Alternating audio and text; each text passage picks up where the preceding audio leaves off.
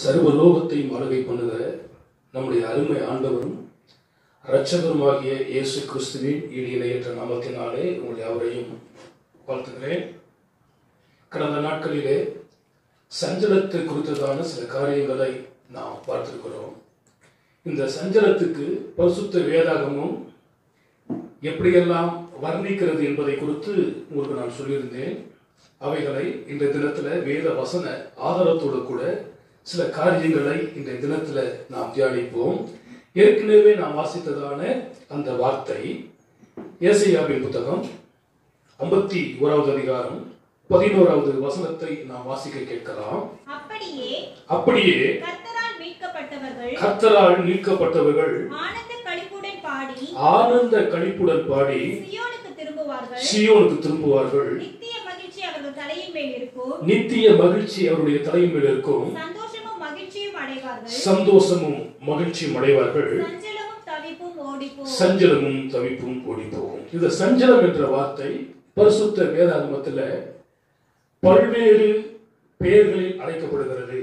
அவைகள் என்ன, அதுக்கு வேத வசனம் ஆதாரம் உண்டா என்பதை குறித்து நாம் பார்க்கலாம்.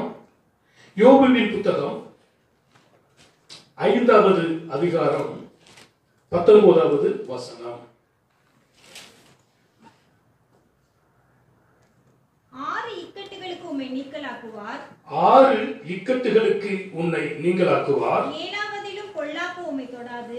7வதிலும் உன்னை பொல்லாப்பு தொடராது. இந்த இடத்துல இக்கட்டு என்கிறதான ஒரு வார்த்தை வருவதை நீங்கள் பார்க்கலாம். 7 உன்னை 7வதிலும் பொல்லாப்பு உன்னை தொடாது. 6 இக்கட்டுகளுக்கு உன்னை நீங்களாக்குவார். 6 இக்கட்டுகளுக்கு உன்னை நீங்களாக்குவார். 7வதிலும் பொல்லாப்பு உன்னை தொடாது. 7வதிலும் பொல்லாப்பு உனக்கு தொடாது. இப்போ அந்த சஞ்சலம் என்கிறதான ஒரு வார்த்தை இக்கட்டு என்கிறதான ஒரு வார்த்தையோடு கூட ஒப்பிடப்பட்டு இருக்கிறது. இவைகளை குறித்து யாத்ராகமத்தின் புத்தகம் 5வது அதிகாரம் 19வது வசனம்.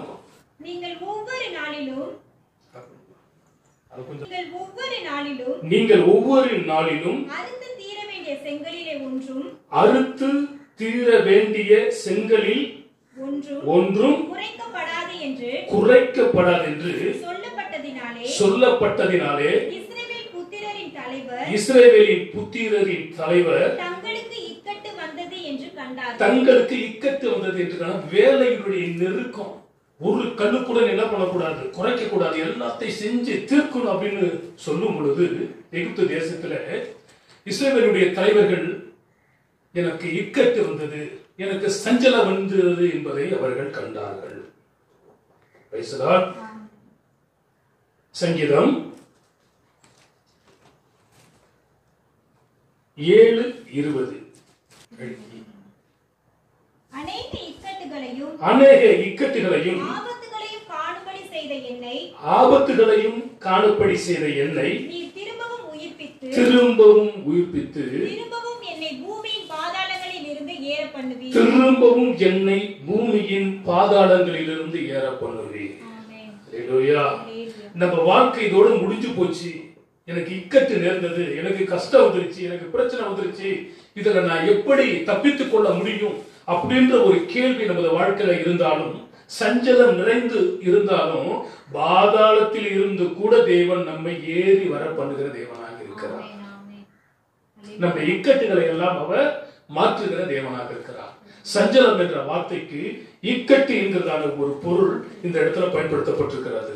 இரண்டாவதாக யோவான் சுவிசேஷம் 16ஆம் அதிகாரம் 33வது வசனம். எங்களிடத்தில் உங்களுக்கு சமாதானம் உண்டாயிருக்கும் பொருட்டு இவைகளை உங்களுக்கு சொன்னேன். உலகத்திலே உங்களுக்கு உபத்திரவம் உண்டு. ஆனாலும் திடன் கொள்ளுங்கள், நான் உலகத்தை ஜெயித்தேன் என்றார். அல்லேலூயா. இங்கே உபத்திரவம் என்கிறதான ஒரு பொருள் பயன்படுத்தப்படுகிறது. இந்த உபத்திரவம் என்கிறதான பொருள் சஞ்சலம் என்கிறதான வார்த்தையோடு கூட ஒப்பிடப்பட்டதாய் காணப்படுகிறது. இந்த உலகத்திலே உபத்திரவம் பல்வேறு வகையில வருகிறது. நெருக்கங்கள் வருகிறது, போராட்டங்கள் வருகிறது. அந்த உபத்திரவம் நமது வாழ்க்கையில் வரும் பொழுது ஆண்டவர் சொல்லுகிறார், உலகத்தில் உங்களுக்கு உபத்திரவம் உண்டு, ஆனாலும் திடன் கொள்ளுங்கள், உலகத்தை நான் ஜெயித்தேன். அந்த ஜெய கிறிஸ்து நம்மோடு கூட இருக்கிறபடினாலே உபத்திரவங்களை கண்டு நாம் கலங்க வேண்டிய அவசியம் இல்லை. ரோமர் நிருபம் 5வது அதிகாரம் 3வது வசனத்திலிருந்து சில வசனங்களை நாம் வாசிக்க கேட்கலாம். அது மாத்திரமல்ல, உபத்திரவம் பொறுமையையும், பொறுமை பரீட்சையையும், பரீட்சை நம்பிக்கையையும் உண்டாக்குகிறது என்று நாங்கள் அறிந்து உபத்திரங்களிலேயும் மேன்மை பாராட்டுகிறோம். அப்ப உபத்திரவம் வந்துருச்சு அப்படின்றதுக்காக நம்ம என்ன பண்ணிடக்கூடாது, கவலைப்படக்கூடாது. ஏனென்றால் உபத்திரவங்களை ஜெயித்த தேவன் நம்மோடு கூட இருக்கிறார். அந்த உபத்திரவங்களை குறித்து நீங்கள் நானும் மேன்மை பாராட்டுகிறவர்களாய் காணப்பட வேண்டும் என்று பவுல் அருமையாக இந்த இடத்துல சொல்லுகிறார். 2 கொரிந்தியர் 4ஆம் அதிகாரம் 17வது வசனம். மேலும் காணப்படுகிறவைகளை அல்ல, காணப்படுகிறவைகளை அல்ல, காணப்படாதவைகளை நோக்கி இருக்கிற நமக்கு அதிசீக்கிரத்தில் நீங்கும் லேசான நம்முடைய உபத்திரவம் மிகவும் அதிகமான நித்திய கன மகிமையை உண்டாக்கும். அல்லேலூயா. பெட்மன்ஸ் கூட ஒரு பாடலை பாடியிருக்கிறார். அதிசீக்கிரத்தில் நீங்கிவிடும் இந்த லேசான உபத்திரவம், அதிசீக்கிரத்தில் நீங்கிவிடும் இந்த லேசான உபத்திரவம். எனவே இந்த உபத்திரவங்கள், இந்த கொரோனா வைரஸ் பாதிக்கப்பட்டதான பாதிப்பு, வியாதிகள் அதை சீக்கிரத்தில் நீங்கிவிட கர்த்தர் உதவி செய்வார். உபத்திரவம் தான் இது. அந்த உபத்திரவம் சஞ்சலம் தான். அவைகளை எல்லாம் கர்த்தர் மாற்றுவாராக. இதை குறித்ததான வேத வசனங்கள், நிறைய வேத வசனங்களுக்கு தாவீதுக்கு வந்திருக்கிறது, சீசர்களுக்கு வந்திருக்கிறது, பவுலுக்கு வந்திருக்கிறது, பல்வேறு தேவனுடைய தாசர்கள், உங்களுக்கும் எனக்கும் கூட அநேக சமயங்களில் உபத்திரவங்கள் வருகிறது. உபத்திரவங்களையும் இக்கட்டுகளையும் நாம் சந்திக்கிறவர்களாய் காணப்படுகிறோம். அவைகளை எல்லாம் தேவன் மாற்றுகிறவராக இருக்கிறார். 3வதாக நாகூமின் தீர்க்க தரிசன புஸ்தகம் 1ஆம் அதிகாரம் 9வது வசனம். ஒருத்தர் ஏசாயா 29:2. நீங்கள் கர்த்தருக்கு விரோதமாக செய்ய நினைக்கிறது என்ன? நீங்கள் கர்த்தருக்கு விரோதமாய் செய்ய நினைக்கிறது என்ன? அவர் சர்வாங்க சங்காரம் பண்ணுவார். அவர் சர்வ சங்காரம் பண்ணுவார். இடுக்கம் மறுபடியும் உண்டாகாது. இடுக்கம் மறுபடியும் உண்டாகாது. இந்த இடத்துல சஞ்சலம் என்ற வார்த்தைக்கு இடுக்கம் என்கிறதான ஒரு பெயர் சொல்லப்பட்டிருப்பதை நீங்கள் அறிந்திருக்கிறீர்கள். இடுக்கம், இதுக்கு பேரு சஞ்சலம். அந்த இடுக்கங்கள் நேராதபடிக்கு கர்த்தர் நம்மை காக்க அவர் வல்லமையுள்ள தேவனாக இருக்கிறார். ஏசாயாவின் புத்தகம் 29:2.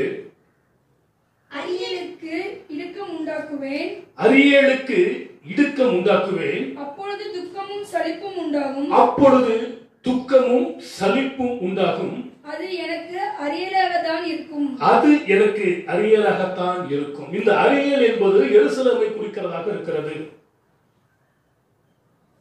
இப்ப எருசலேமில் என்ன நடந்து கொண்டிருக்கிறது? பிரச்சனை நடந்து கொண்டிருக்கிறது, போராட்டங்கள் நடந்து கொண்டிருக்கிறது, இடுக்கம் அங்கே காணப்பட்டுக் கொண்டிருக்கிறது. எருசலேமின் சமாதானத்துக்காக வேண்டிக் கொள்ளுங்கள் என்று பரிசுத்த வேதகமும் நமக்கு கூறுகிறது. நாம் எருசலேமுக்கு மாத்திரமல்ல, அகில உலகத்துக்காகவும் செபிக்கக்கூடிய கடமைப்பட்டவர்களாய் நாம் காணப்படுகிறோம். அந்த இடுக்கத்தை தேவன் மாற்றுவாராக. அதற்கடுத்து 4வதாக 1 சாமுவேல் 12ஆம் அதிகாரம் 3வது வசனம். இதோ இருக்கிறேன் கர்த்தரின் சன்னதியிலும்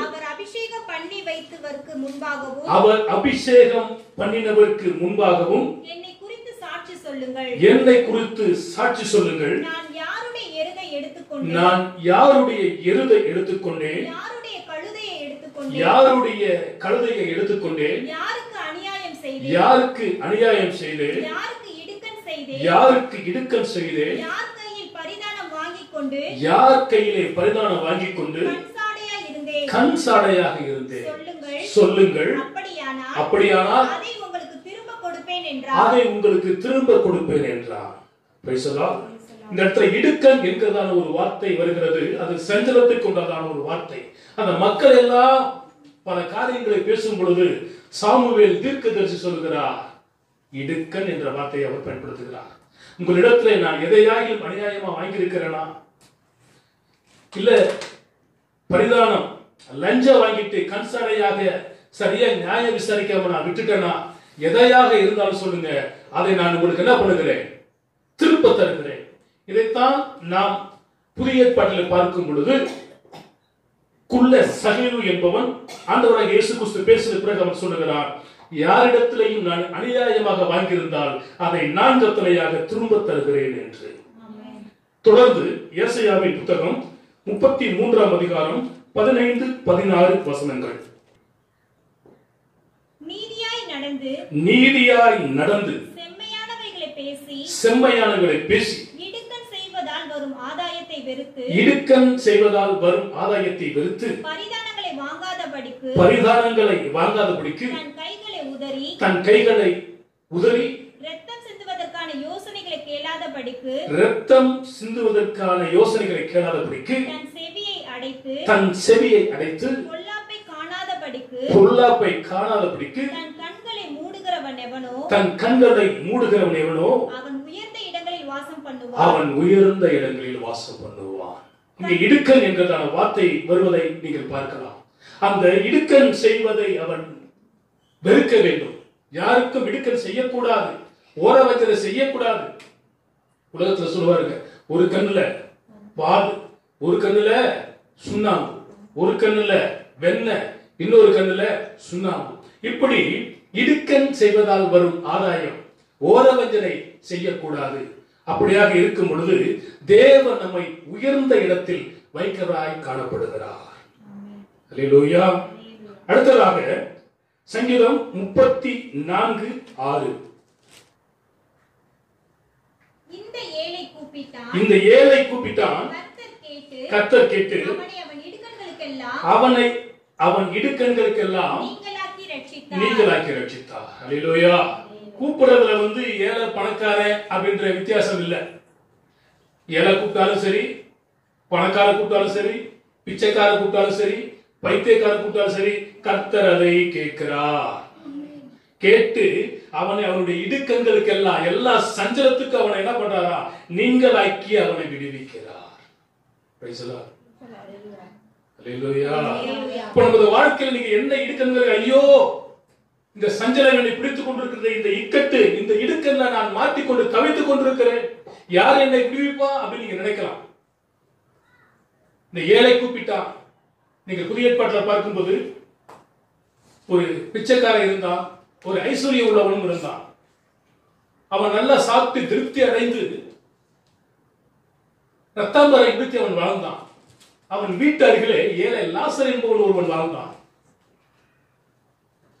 அந்த எஜமானுடைய, அந்த பணக்காரனுடைய, அந்த கோடீஸ்வரனுடைய மேஜையிலிருந்து விடுகிறதான பருக்கைகளினால், உணவுகளினால் இவன் என்ன பண்ணினான், சாப்பிட்டான். ஆனா இவன் கர்த்தரையே எப்பொழுதும் நோக்கி பார்த்து கொண்டிருந்தான். இவனும் மரித்தான், அவனும் மரித்தான். இந்த ஏழையோ ஆபிரகாமினுடைய மடியில் தேற்றப்பட்டான்.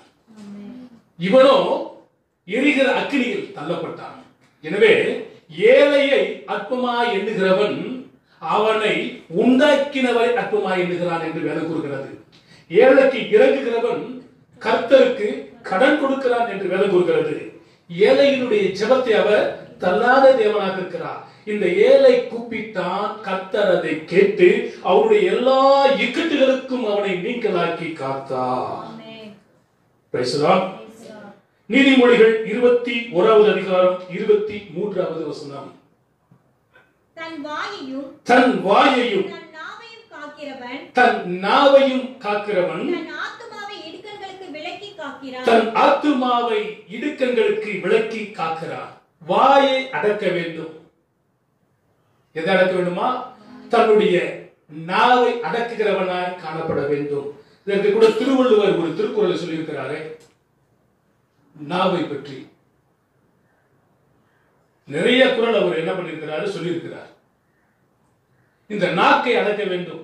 நாக்கை ஒருவன் அடக்கவில்லை என்று சொன்னால், இந்த நாக்கு தேவையில்லாதெல்லாம் பேசு, வாய் தேவையில்லாதெல்லாம் பேசுது, உடனே சொல்றான் அடிச்சு பல்லெல்லாம் உளுத்த போற மாதிரி அப்படின்றான். பேசுறது என்னது? நாக்கு. உடப்படுவது எது? பல்லு. எனவே வாயை கொடுத்து உடம்பு என்ன பண்ணக்கூடாது? புண்ணாக்கி கொள்ளக்கூடாது. வாயை அடக்கினால் எல்லாமே அடங்கி போகும். நாவு அடக்கம் ஒவ்வொரு மனுஷனுக்கும் அவசியம். நாவும் நெருப்பு தான். நெருப்பு எப்படி ஒரு காட்டை கொளுத்தி விடுகிறதோ அது போலவே இந்த நாவானது பெரிய பெரிய சண்டைகளை என்ன பண்ணுமா? உண்டு பண்ணும்.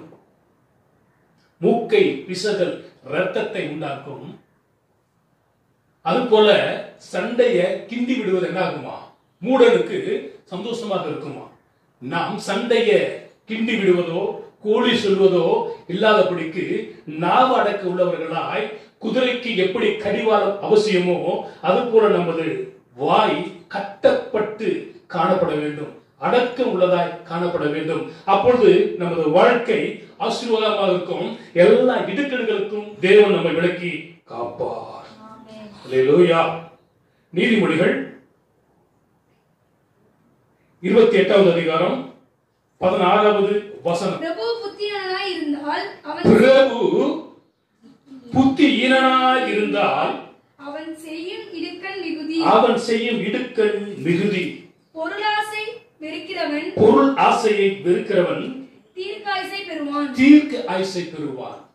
பிரபு புத்தியனாய் இருக்கிறான் வைத்துக் கொண்டா அவன் வாழ்க்கை, அந்த ராஜாவுடைய வாழ்க்கை எதையுமே ஜெயம் எடுக்க முடியாது. இவன் யாரா இருக்கணும்? புத்தி உள்ளவனாய், புத்திமானாய், நீதிமானாய், ஞான உள்ளவனாய் காணப்பட வேண்டும். பொருளாசையை வெறுக்கிறவனாய் காணப்படணும். அப்பதான் இடுக்கண்களுக்கெல்லாம் என்ன பண்ண முடியும்? தப்பித்துக் கொள்ள முடியும்.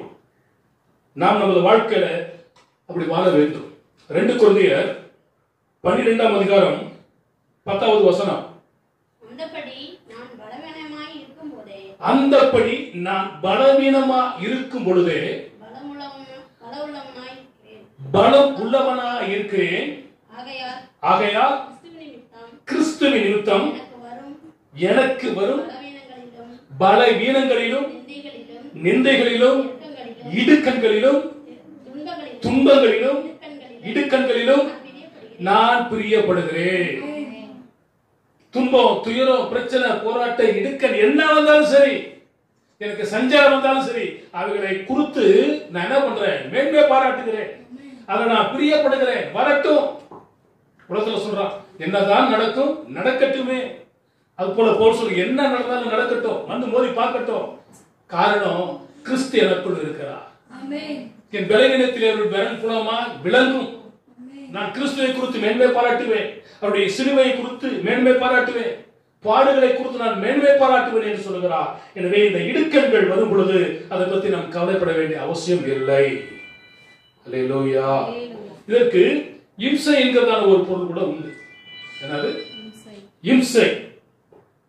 சொல்லுவாங்க சில இடத்துல ரொம்ப இம்சப்படுத்துறாப்பா, என்ன பிள்ளைகளை சொல்றாங்க ரொம்ப இம்சப்படுத்துதுப்பா. மனைவி சொல்லுவாங்க ரொம்ப இம்சப்படுத்துறாங்க.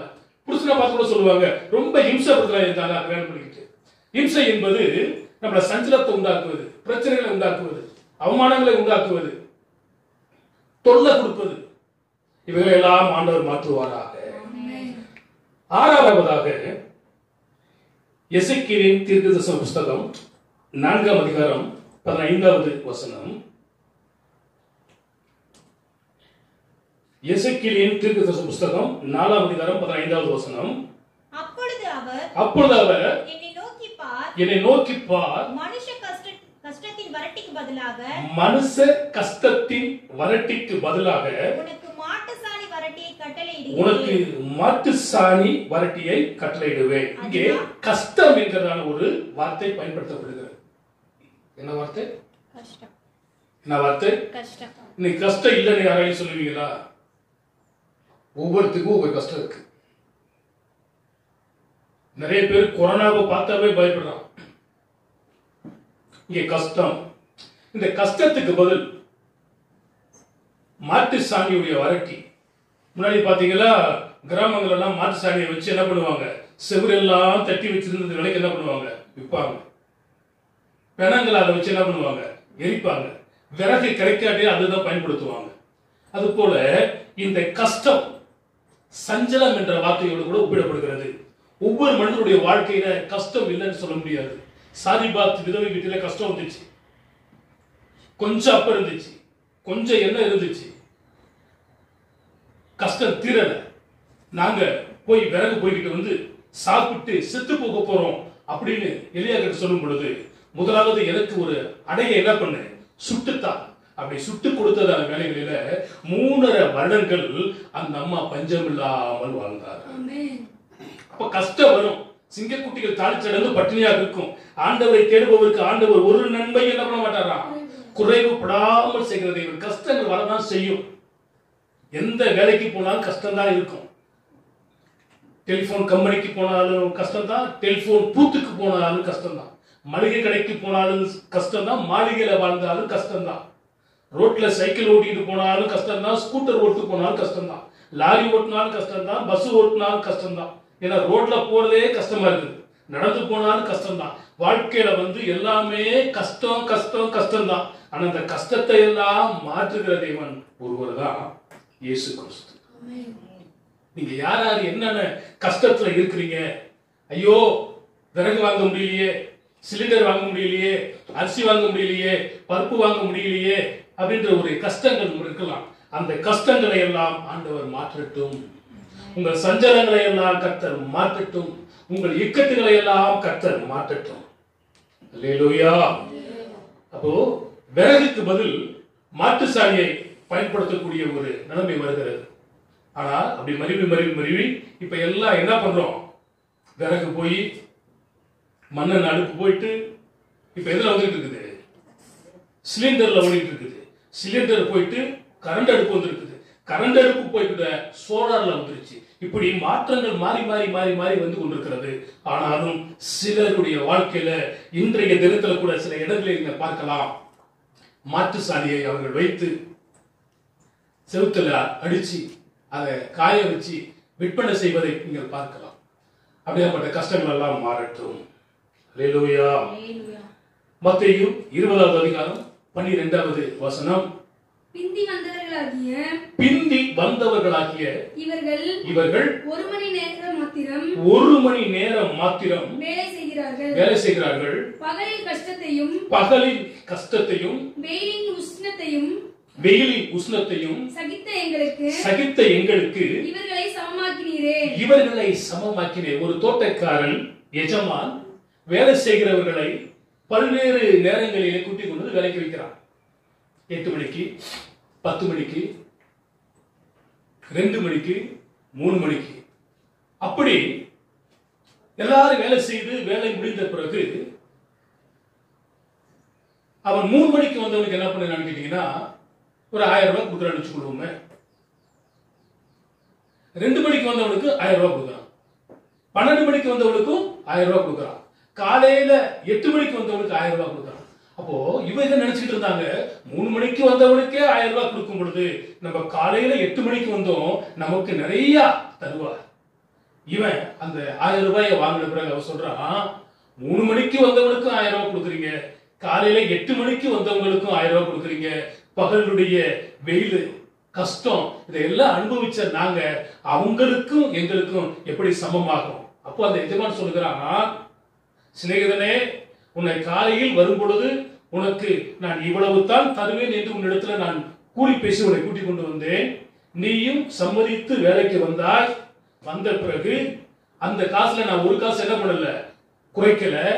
என்னுடைய காசை, என்னுடைய பணத்தை 1000 ரூபாய் கொடுக்கிறதோ, 2000 ரூபாய் கொடுப்பதோ, 1 காசு கொடுப்பதோ, 10 காசு கொடுப்பதோ அது எனக்கு விருப்பம் இல்லையா? என் காசை நான் கொடுக்கிறேன், ஆனா உனக்கிட்ட பேசின கூலியை நான் என்ன பண்ணிட்டேன், கொடுத்துட்டேன் என்று சொல்லுகிறதான அந்த வார்த்தை. அப்போ கஷ்டம் என்பது ஒவ்வொரு மனிதனுடைய வாழ்க்கையில வரதான் செய்யும்.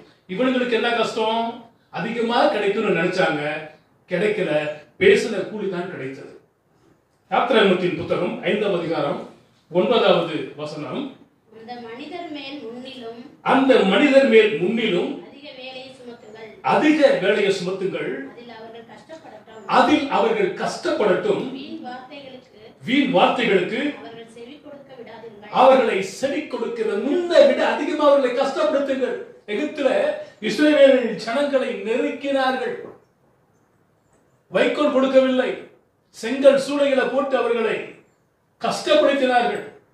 அவர்கள் எந்த அளவுக்கு நெருக்கப்பட்டார்களோ அந்த அளவுக்கு பெருகும்படி கர்த்தர் செய்தார். அல்லேலூயா.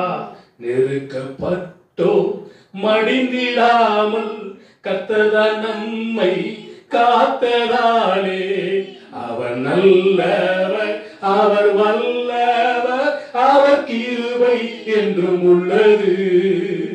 அவர் நல்லவர், அவர் வல்லவர், அவர் கிருபை என்றும் உள்ளது. தேவ கிருபை என்றும் உள்ளது, அவர் கிருபை என்றும் உள்ளது. எப்பக்கம் நெருக்கப்பட்டு முடுங்கி நான் போவதில்லை. நெருக்கத்தில் இருந்த எனக்கு தேவன் விசாலத்தை உண்டாக்கினார். அந்த அளவுக்கு நெருக்கி கஷ்டத்தை கொடுத்தார்கள். ஒரு சில இடங்களில் பாத்தீங்கன்னா ஒரு சிலருக்கு கஷ்டங்கள், வேலை பளுவை சுமத்தி கொண்டே இருப்பார்கள். ஐயோ, இந்த வேலையை விட்டு நம்ம ஓடி போயிடலாம் அப்படின்னு நினைக்கலாம்.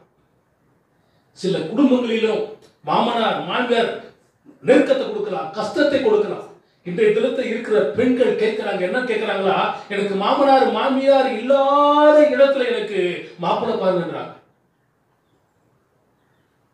இங்களை கேள்விப்பட்டிருக்கோம். நாத்தனார் இல்லாத குடும்பத்துல எனக்கு மாப்பிள்ளை பாருங்க. உனக்கு காட்டுல போயிட்டு தான் கல்யாணம் பண்ணி வைக்கணும். நாட்டுல வாழ்றதுக்கு உனக்கு என்ன இல்லை, தகுதி இல்லை.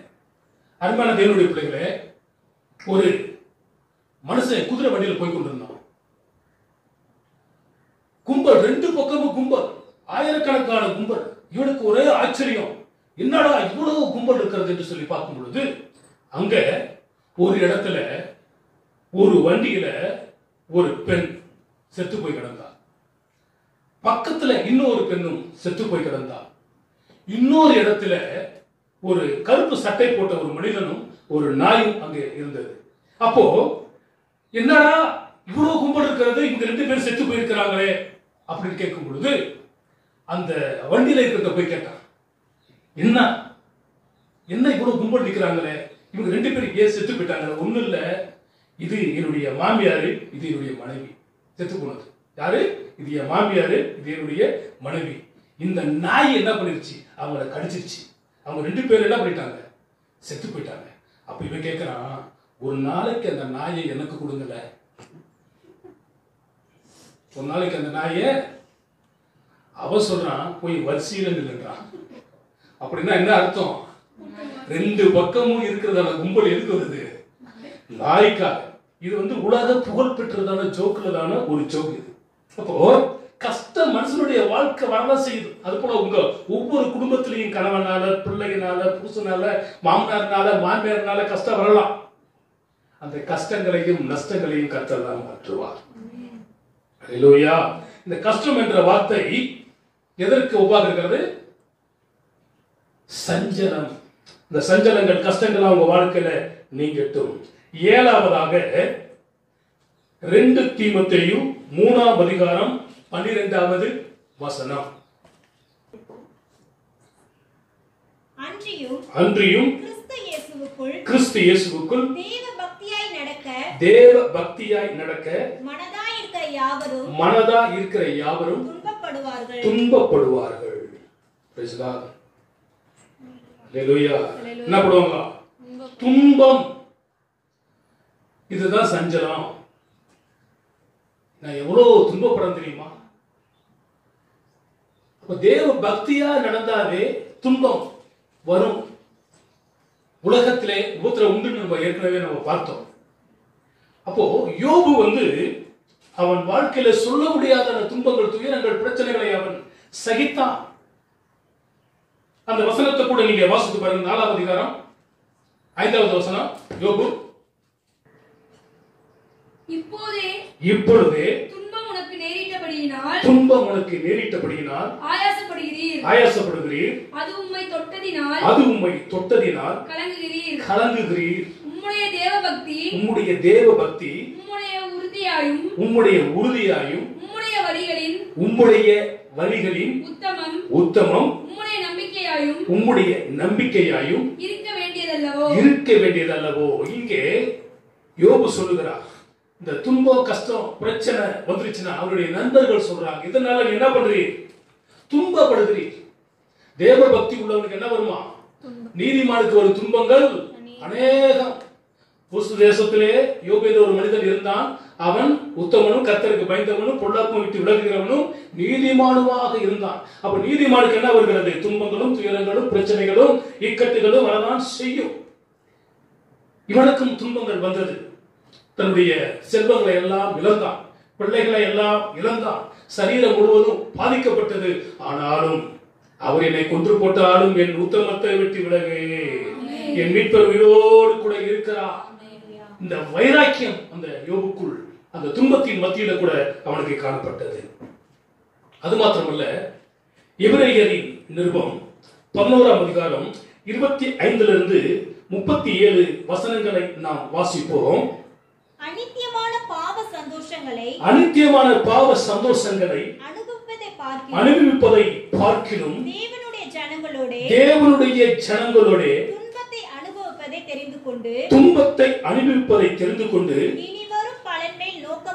இனி வரும் பலன் மேல் நோக்கமாயிருந்து எகிப்தில் உள்ள பொக்கிஷங்களிலும் கிறிஸ்துவின் நிமித்தம் வரும் நிந்தையை அதிக பாக்கியம் என்று எண்ணினான். விசுவாசத்தினாலே அவன் அதர்சனமானவரை தரிசிக்கிறது போல உறுதியாயிருந்து ராஜாவின் கோபத்துக்கு பயப்படாமல் எகிப்தை விட்டு போனான். விசுவாசத்தினாலே முதற் பேரானவைகளை சங்கரிக்கிறவன் அவன் பஸ்காவையும் இரத்தம் பூசுதலாகிய நியமத்தையும் ஆசரித்தான். விசுவாசத்தினாலே அவர்கள் சிவந்த சமுத்திரத்தை உலர்ந்த தரையை கடந்து போவது போல கடந்து போனார்கள். எகிப்தியர் அப்படி செய்ய துணிந்து அமிழ்ந்து போனார்கள். இந்த காரியங்களை நீங்கள் தொடர்ந்து வீட்டிலே போய் வாசித்து பாருங்கள். மோசே குறித்து சொல்லப்படுகிறது, இஸ்ரவேல் ஜனங்களோடு கூட பாடுகள் அனுபவிப்பதை, துன்பங்களை அனுபவிப்பதை அவன் தெரிந்து கொண்டான். அவன் ராஜ வாழ்க்கையை அவன் வாழ்ந்திருக்கலாம். ஏன்னா எகிப்தினுடைய சகல சாஸ்திரங்களையும் கற்று தேர்ந்தவன். அவன் உண்மை உள்ளவன் என்று வேதத்தில் நம்ம படிக்கிறோம். ஜலத்திலிருந்து எடுக்கப்பட்டவனாய் அவன் காணப்பட்டாலும் உண்மை உத்தமமாய் வாழ்ந்தவன். அவனுடைய வாழ்க்கை அரண்மனை வாழ்க்கை 40 வருடங்கள், வனாந்தர வாழ்க்கை 40 வருடங்கள், இஸ்ரவேல் ஜனங்களோடு கூட பாடு அனுப்பிப்பது 40 வருடங்கள்.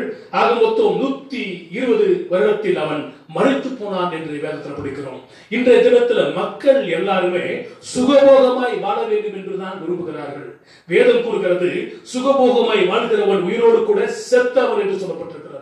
ஆனால் இவனுக்கு எல்லா சுகபோகங்கள் இருந்தாலும் அவைகளெல்லாம் விட்டுவிட்டு கர்த்தருடைய மக்களோடு கூட துன்பங்களை அனுபவிப்பதை அவன் தெரிந்து கொண்டான். அல்லேலூயா. அப்போஸ்தலர் நடவடிக்கைகள் 8வது அதிகாரம் 1வது வசனம். அவனை கொலை செய்வதற்கு சவுலும் சம்மதித்திருந்தான். அக்காலத்திலே எருசலேமில் இருந்த சபைக்கு மிகுந்த துன்பம் வந்தது. சபைக்கு துன்பங்கள் வந்தது. இன்றைய தினத்திலும் சபைகளுக்கு துன்பங்கள் வருகிறது. அநேக சபைகள் அழிக்கப்பட்டு நொறுக்கப்படுகிறது. அநேக சபைகள் பெட்ரோல் ஊத்தி கொளுத்தப்படுகிறது. அநேக ஊழியர்களை தீக்கு இரையாக ஒப்பு கொடுக்கிறார்கள். ஆனாலும் இத்துன்ப நேரத்திலும் ஆறுதல் எனக்கு அளிப்பார். பக்தன் பாடுவது போல, எத்துன்ப நேரத்திலும் ஆறுதல் எனக்கு அளிக்கிற தேவன் என்னோடு கூட தன்னுடைய ஜீவனை கூட என்ன பண்றாங்க, கர்த்தருக்காக ஒப்பு கொடுக்கிறாங்க. நெருக்கங்கள் சபைக்கு மாத்திரமல்ல, ஒவ்வொரு கிறிஸ்தவனுக்கும் நெருக்கங்கள் வருகிறது, பிரச்சனைகள் வருகிறது. அவைகளில் இருந்து எல்லாம் தேவன் பாதுகாப்பார். ஆமென். அல்லேலூயா. பவுல் சொல்வது போல துன்பங்கள் வருகிறது. மோசேயை போல அவன் சந்தோஷமாய் வாழ அவன் நினைக்கவில்லை. இஸ்ரவேல் ஜனங்கள் கூட பாடுகளை அனுபவிப்பதை, துன்பங்களை அனுபவிப்பதை அவன் தெரிந்து கொண்டான். அப்போஸ்தலர் 8:1 பாருங்கள், சபைகளுக்கு துன்பங்கள் வருகிறது. சபைகள் எல்லாம் பூட்டப்பட்டிருக்கிறது. துன்பம். ஆனாலும் தேவ பிள்ளைகள் தேவனை ஆராதித்துக் கொண்டுதான் இருக்கிறோம். நாங்கள் ஆராதிக்கிற தேவன் எங்களை தப்புவிக்க வல்லவராய் இருக்கிறார். அல்லேலூயா. சிங்க கபீரை போட்டாலும் சரி, அக்னி சுவாலை போட்டாலும் சரி, பக்தன் பாடுகிறார், சிங்க கேபியோ சூளை நெருப்போ அவர் என்னை காத்திடுவார். எங்க தூக்கி போட்டாலும் சரி, அவர் என்னை அந்த துன்பத்தின் மத்தியில் இருந்து என்னை காக்க அவர் வல்ல தேவனாக இருக்கிறார்.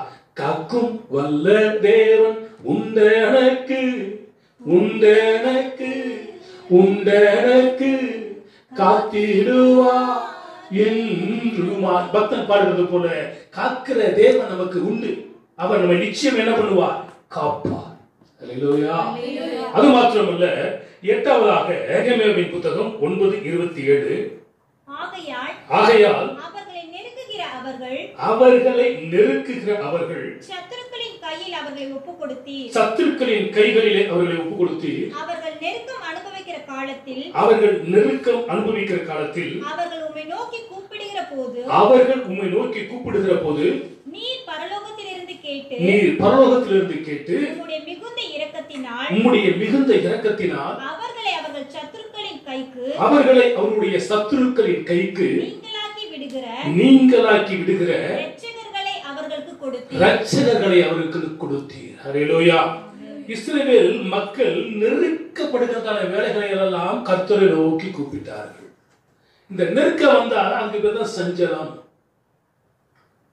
அந்த சஞ்சலம், அந்த நெருக்க வரும் பொழுது கர்த்தரை நோக்கி கூப்பிட்டாங்க. தாவீதின் குமாரனே எனக்கு இறங்கும் என்று குரல் கூப்பிட்டது போல இவர்கள் தேவனாகிய கர்த்தரை நோக்கி கூப்பிட்டார்கள். குறிப்பிடும் பொழுதெல்லாம் இரட்சகர்களை கர்த்தர் எழுப்பினார். அவருடைய எல்லா நெருக்கங்களில் இருந்தும் தேவன் அவர்களை விடுதலை செய்தார். அல்லேலூயா. எபிரேயர் 11ஆம் அதிகாரம் முதல் வசனம், விசுவாசமானது நம்பப்படுகிறவர்களின் உறுதியும் காணப்படாதவைகளின் நிச்சயமுமாயிருக்கிறது. அப்ப மனுஷனுடைய வாழ்க்கையில கர்த்தர் நெருக்கங்களில் இருந்து என்னை விடுவிப்பார் என்கிறதான விசுவாசம் வேணும். இந்த லூக்காவின் புத்தகத்தை கொஞ்சம் வாசித்து பாருங்க. 8ஆம் அதிகாரம் 14வது வசனம், முள்ளுள்ள இடங்களில் விதைக்கப்பட்டவர்கள் வசனத்தை கேட்கிறவர்களாய் இருக்கிறார்கள். கேட்ட உடனே போய் பிரபஞ்சத்திற்குரிய கவலைகளினாலும் ஐஸ்வர்யத்தினாலும் சிற்றின்பங்களினாலும் நெருக்கப்பட்டு, நெருக்கம் என்கிற ஒரு வார்த்தை வருகிறதை இங்க கவனிக்கலாம். நெருக்கப்பட்டு பலன் கொடாமல் இருக்கிறார்கள். சில விதைகள் வழி அருகே விதைக்கப்படுகிறது, சில விதை கற்பாறையில் விதைக்கப்படுகிறது, சிலது முள்ளுள்ள இடங்களில் விதைக்கப்படுகிறது, சிலது நல்ல நிலத்தில் விதைக்கப்படுகிறது. வழி அருகே விதைக்கப்படுவது பறவைகள் பட்சித்துக் கொள்கிறது. கற்பாறையில் விதைப்பது வெயிலுடைய உஷ்ணத்தினால் தீர்ந்து போகிறது. முள்ளுள்ள இடங்களிலே அது ஐஸ்வர்யத்துடைய மயக்கம், கலக்கம், கவலை, அவையில முள் என்ன பண்ண அவங்களை நெருக்கி கொடுக்கிறதுனால அவர்கள் என்ன பண்ண பலன் கொடுக்காம இருக்கிறார்கள். ஆனால் நல்ல நிலத்தில் விழுந்ததோ 1/100 பலன் கொடுக்கிறதாய் காணப்படுகிறது. நாம் நமது வாழ்க்கையில நிறைய பலன் கொடுக்கக்கூடியவர்களாய் காணப்பட வேண்டும் என்று பரிசுத்த வேதம் கூறுகிறது. நெருக்கம் வரலாம், இந்த நெருக்கம் நிரந்தரமானதல்ல. அது தேவன் அதை மாற்ற அவர் போதுமான தேவனாய் இருக்கிறார். அல்லேலூயா.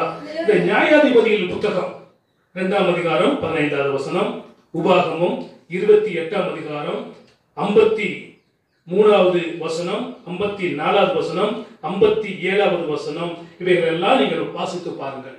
நியாயாதிபதிகள் 10ஆம் அதிகாரம் 8வது வசனம், 9வது வசனம், 2 நாளாகமம் 33, 12 ஆகிய வசனங்களை எல்லாம் நீங்கள் வாசிக்கும் பொழுது இன்னும் நியாயாதிபதிகள் புத்தகத்தில் நீங்க வாசிக்க வாசிக்க வாசிக்க அநேக ரட்சகர்களை கர்த்தர் எழுப்பிக் கொண்டே இருந்தார்.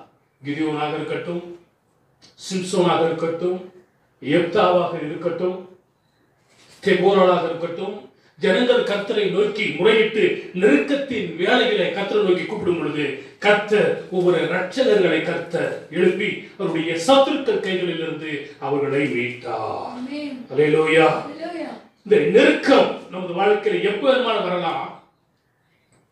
அந்த நெருக்கத்தை மாற்றி போட தேவன் வல்லவராய் இருக்கிறார். அல்லேலூயா. 9வதாக 1 பேதுரு 5வது அதிகாரம் 9 - 11 வசனங்கள். 1 பேதுரு 5ஆம் அதிகாரம் 9 - 11 வசனங்களை நாம் வாசிக்கும் பொழுது, விசுவாசத்தில் உறுதியாக இருந்து அவனுக்கு எதிர்த்து நில்லுங்கள்.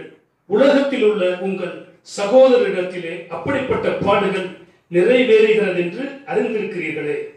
கிறிஸ்து இயேசுவுக்குள் நம்மை தமது நித்திய மகிமைக்கு அழைத்தவராய் இருக்கிற சகல கிருபையும் பொருந்திய தேவன் தாமே கொஞ்ச காலம் பாட அனுபவிக்கிற உங்களை சீர்படுத்தி ஸ்திரப்படுத்தி பலப்படுத்தி நிலைநிறுத்துவாராக. அவருக்கு மகிமையும் வல்லமையும் சதா காலங்களிலும் உண்டாயிருப்பதாக. ஆமென். அப்ப பாடுகள் வரதான் செய்யும். பாடுகள் அனுபவிப்பே பரலோக தேவனுக்காய். நல்ல ஒரு பாட்டு. பாடுகளை நான் என்ன பண்ணுவேன்? அனுபவிப்பேன். அப்ப பாடுகளை எனக்கு வரக்கூடாதுன்னு சொல்ல முடியாது. பாடுகள் எப்ப வேணுமாலும் வரலாம், எப்படி வேணுமாலும் வரலாம்.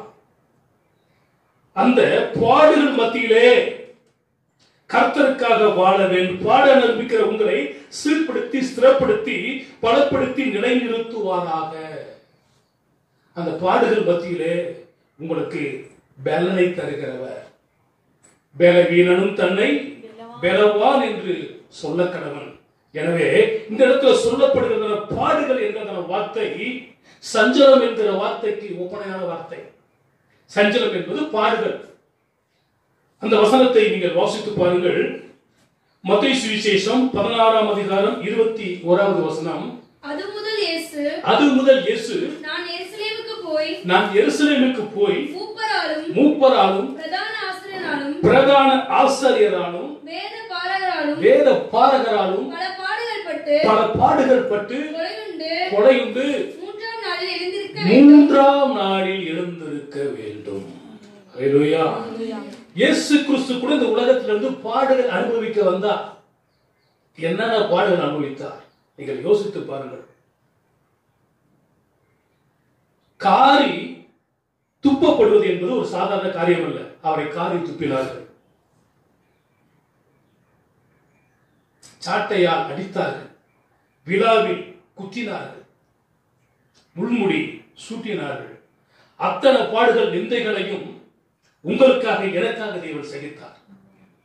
மெய்யாகி அவரது பாடுகளை ஏற்றுக்கொண்டு நமது துக்கங்களை எல்லாம் சுமந்தா. இந்த பாடுகள் என்பது இயேசு கிறிஸ்து இந்த உலகத்தில் அனுபவித்ததான காரியங்கள். அதனால தான் பவுல் சொல்லுவது போல, நான் கிறிஸ்துவுடைய அச்சு அடையாளங்களை நான் தடுத்திருக்கிறேன் என்னுடைய சரீரத்தில். நான் கிறிஸ்துவை பின்பற்றுவது போல நீங்கள் ஒவ்வொருவரும் என்ன பண்ணுங்க, என்னை பின்பற்றி வாருங்கள். ஏறக்குறைய 5 முறை அவன் அடிக்கப்பட்டிருக்கிறான். கிறிஸ்தவருடைய ஒவ்வொருடைய வாழ்க்கையிலும் என்ன இருக்கும்? பாடுகள் இருக்கத்தான் செய்யும். அந்த பாடுகள் மத்தியில் பரமன் பாடுகள் மத்தியில் பரமன் இயேசுவோடு நிலைத்தே நிற்க வேண்டும். பாடுகள் இல்லாத ஒரு வாழ்க்கை இருக்குது அப்படின்னு இன்னைக்கு நிறைய ஊழியக்காரர்கள் ஆசீர்வாதமான வார்த்தை, செழிப்பான வார்த்தை, ஆசீர்வாதமான வார்த்தைகள் தான் பேசுறாங்க தவிர பாடுகள் இருக்கிறது என்பதை நாம் அறிந்து கொள்ள வேண்டும்.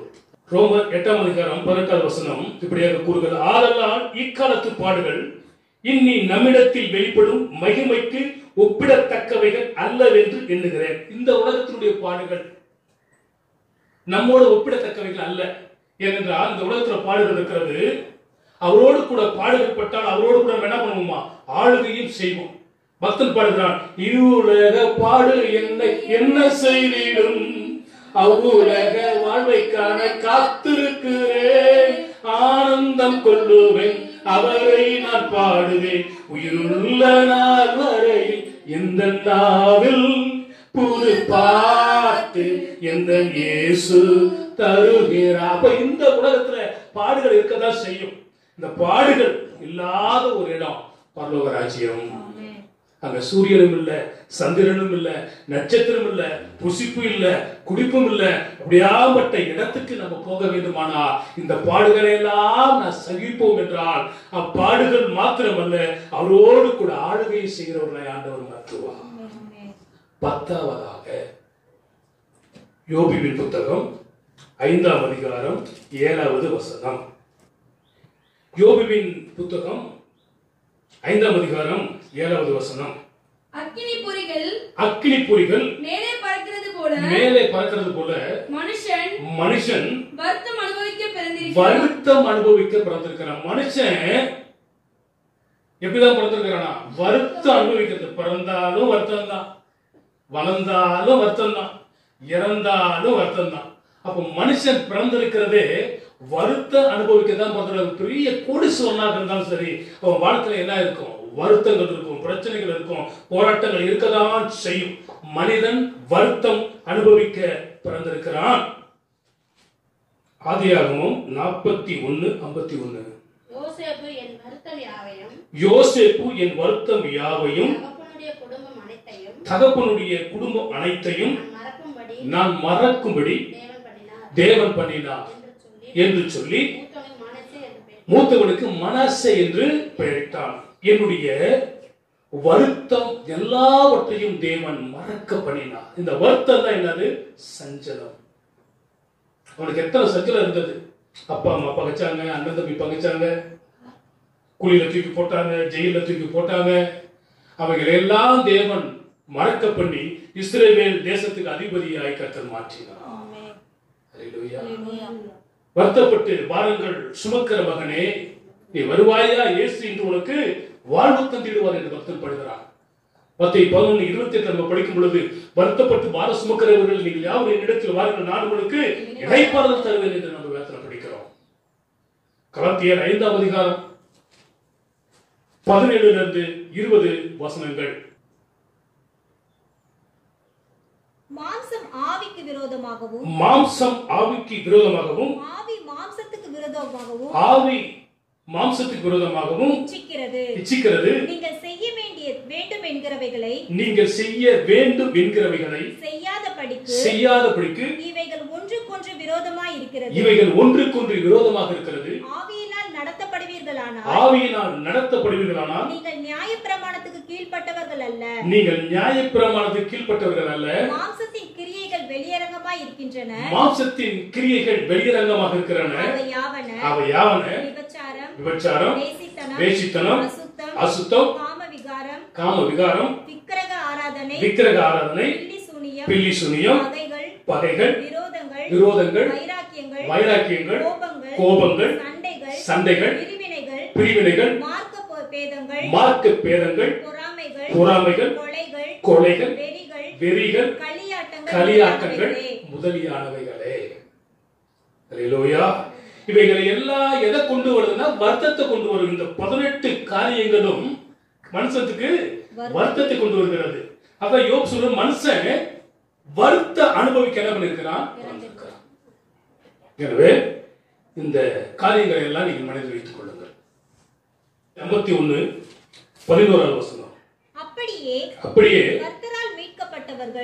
கர்த்தரால் மீட்கப்பட்டவர்கள் ஆனந்த களிப்புடன் பாடி சியோனுக்கு திரும்புவார்கள். நித்திய மகிழ்ச்சி அவர்கள் தலையின் மேல் இருக்கும். சந்தோஷமும் மகிழ்ச்சியும் அடைவார்கள். சஞ்சலமும் தவிப்பும் ஓடிப்போகும். அருமையான தேவனுடைய பிள்ளைகளே, இந்த சஞ்சலம் என்ற வார்த்தைக்கு தான் இக்கட்டு, உபத்திரவம், இடுக்கண், இம்சை, கஷ்டம், துன்பம், நெருக்கம், பாடுகள், வருத்தம் ஆகிய 10 காரியங்களை குறித்து நாம் பார்த்திருக்கிறோம்.